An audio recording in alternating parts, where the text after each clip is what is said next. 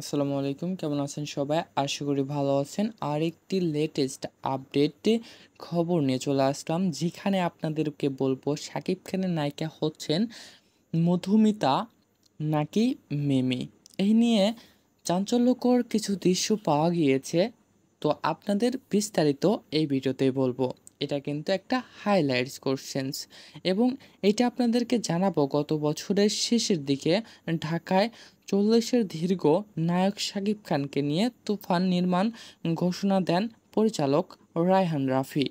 তো ইতিমধ্যে এটা কিন্তু চলেও আসছে। তারপরেও কিন্তু শোনা যাচ্ছে এদের দুই নায়িকাকে নিয়ে অনেক টোল এবং অনেক কিছু কথা নতুন করে যা সামাজিক যোগাযোগ মাধ্যমে ভাইরাল হয়েছে। ঢাকা পোস্টে এটা বলা হয়েছে।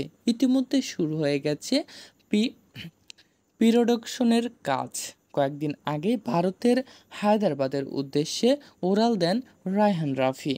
তো এই নিয়ে কিছু পোস্ট করেছেন এবং মুভি দেখার পর কাদের কি রিয়াকশন এই নিয়ে কিছু কথা বলা হয়েছে। তো এই দুই নায়িকার আপনার কোনটা পছন্দ, শাকিব খানের সাথে কোনটা মানায়, এই নিয়ে আপনাদের কাছে কিছু জানতে চাই। সকলে কমেন্টে লিখে জানান। আল্লাহ হাফেজ।